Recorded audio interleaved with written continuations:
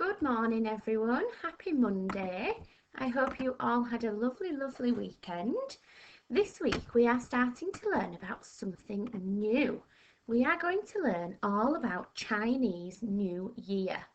And Chinese New Year is happening this week on Friday. So we're going to have all week to learn lots of exciting things and to do lots of Chinese New Year activities. So before we start, just pause the video and talk to your grown-up about if you already know anything about Chinese New Year. You might have heard about it before, so if you know anything about Chinese New Year, just talk to your grown-up for 1 minute now about what you already might know. Are we all back? Fantastic, well done. So let's find out all about Chinese New Year. Now, Chinese New Year is a festival that happens in China, and China is a country in Asia. China has the largest population. That means that there are so many people that live there. Population is how many people live in one country. So in China, there are 1.3 billion people. That is a really big number. So lots of people live in China. China has a capital city, and the capital city is Beijing. Now, our capital city in England is London, and China's capital city is Beijing. In the north of China, so at the top of China, there are lots of mountains and it snows for lots of the time during the year. But in the south of China, at the bottom, there are lots of jungles and it's very hot. So even though it's one country, it has lots of different weather, whether you're at the top or the bottom of the country. China is home to people from many different backgrounds, and Chinese people mainly speak a language called Mandarin, but some speak Cantonese as well. So we speak English, don't we? We live in England and we speak English, but people that live in China, they might speak a little bit of English, but they mainly speak in Mandarin or Cantonese. And there is a very popular food in China, and that is rice. And rice is eaten with nearly every meal. So I know I like to have rice. If I get a Chinese from the takeaway shop, I know I like to have rice. It's very yummy and it's very popular in China. So when is Chinese New Year? The date of Chinese New Year changes every year because it has to follow an old calendar which links up with the phases of the moon.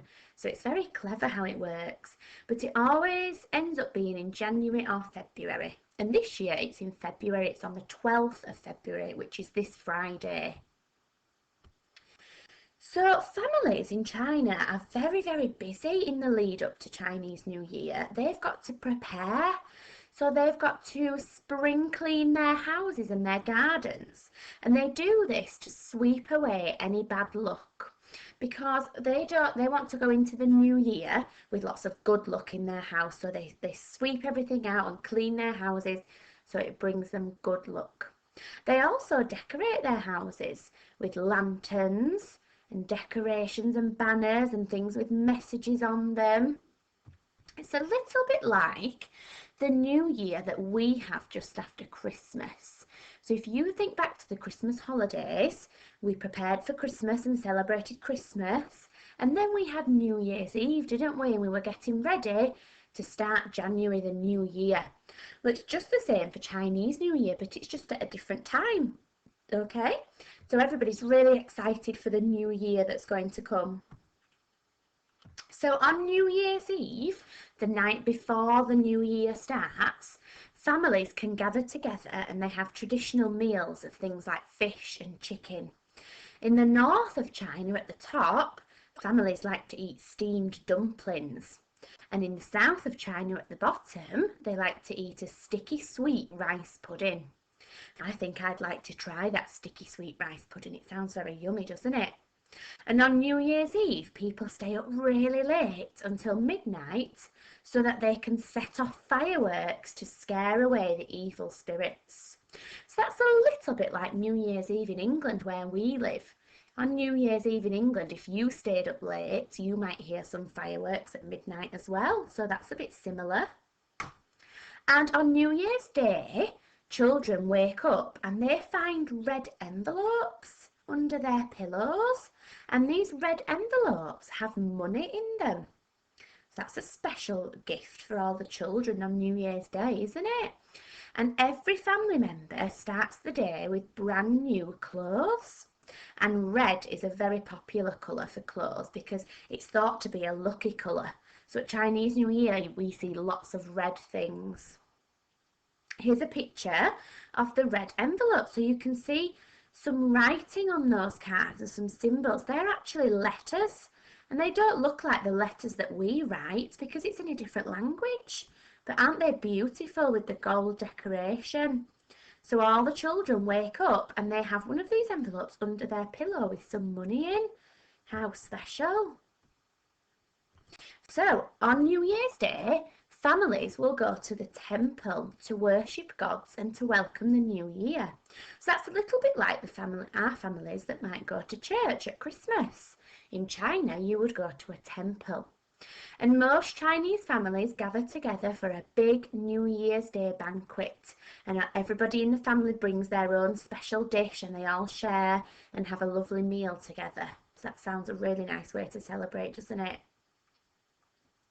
Now, the New Year celebrations last for 2 weeks. So that's a lot longer than what the New Year celebrations in England last for. We just have New Year's Eve and New Year's Day, but in China they have 2 weeks. And the second day, so the day after New Year's Day, is believed to be the birthday of all dogs. So everybody who's got a dog gives their dog some special treats and special foods. So that's lovely for the dogs, isn't it, that they get some nice treats as well. And during these celebrations, people might visit their friends or their family, and they might visit the temple, and they might have their futures told. So that's something that happens in a temple, that somebody can look into the future and see what's going to happen. That's a belief of Chinese New Year. And during these celebrations, firecrackers are thrown. So they're a little bit like fireworks, but a little bit smaller. And people eat dumplings for good luck. Here's a picture of some dumplings. You might have seen dumplings before if you've ever had a Chinese takeaway. And they're cooked in this little basket that steams them. The basket gets really hot and steams them to cook them. They're very, very yummy dumplings. Then there is a lantern festival on the last day of the celebrations. They have a lantern festival. And here is a picture of some lanterns hanging in the street. How beautiful are those lanterns, giving off that beautiful orangey yellow light. And I can see lots of decorations and maybe some writing on the lanterns here. They look gorgeous, don't they?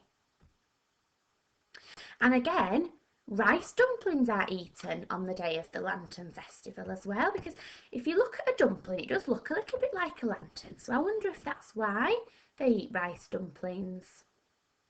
There is also some dragon dancing and lion dancing in the streets. So there might be a parade or a festival in the street, and you might see lots of dancing and fireworks and music being played. There's a picture of a dragon dancing, look. Do you think it's a real dragon? No, it's not a real dragon. It's like a costume. So there are people standing on the floor holding poles, and on top of the poles is a big dragon costume. So people have to move about to help the dragon move. And there's some lion dancing. Look how fancy that one is. Lots of beautiful colours and sequins. Very sparkly and shiny, that one. Now I've got a little story here about a family celebrating Chinese New Year, just to help us learn a little bit more.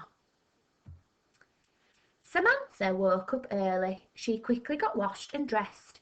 She was excited because it was her favourite day of Chinese New Year. Her grandparents were coming for dinner, and they were all going to see the dragon and the lion dances.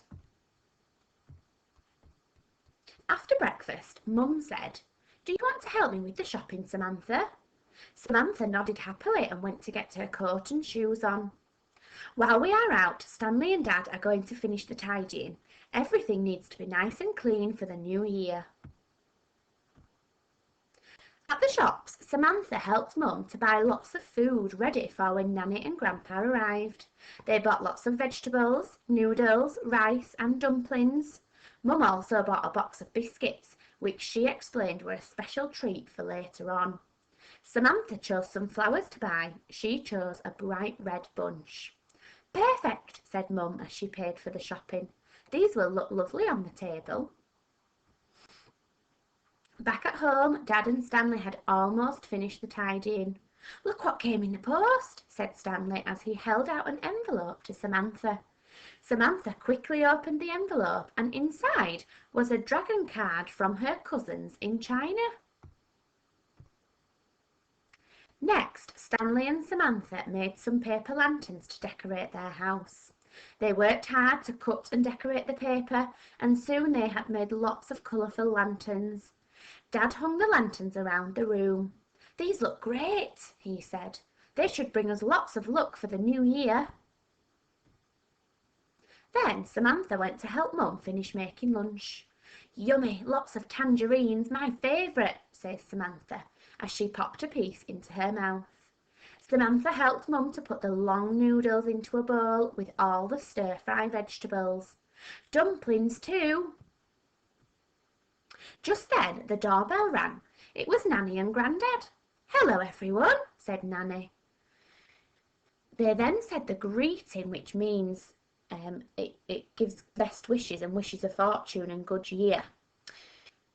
And I think it is pronounced Gung Hei Fa Choi. Can you have a go at saying that? Gung Hei Fa Choi. And that's well wishes for the new year.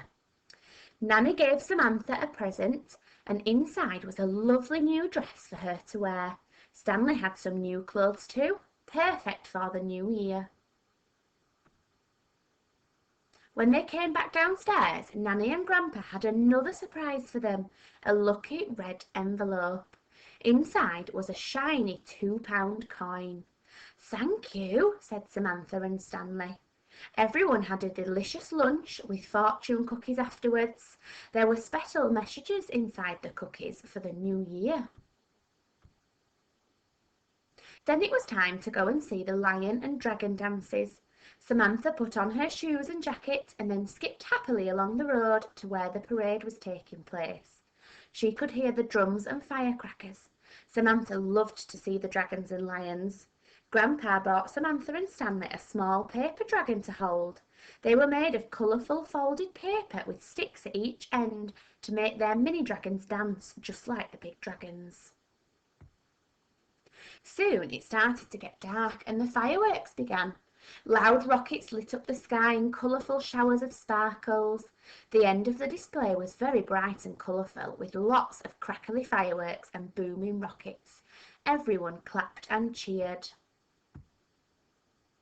After the fireworks, the family headed home for dinner. Samantha had some rice and spring rolls and another tangerine, and then showed Nanny and Grandpa the lanterns that she and Stanley had made. Soon it was time for bed. Samantha was very tired and slowly drifted off to sleep, thinking about all the fun things she had done to celebrate Chinese New Year.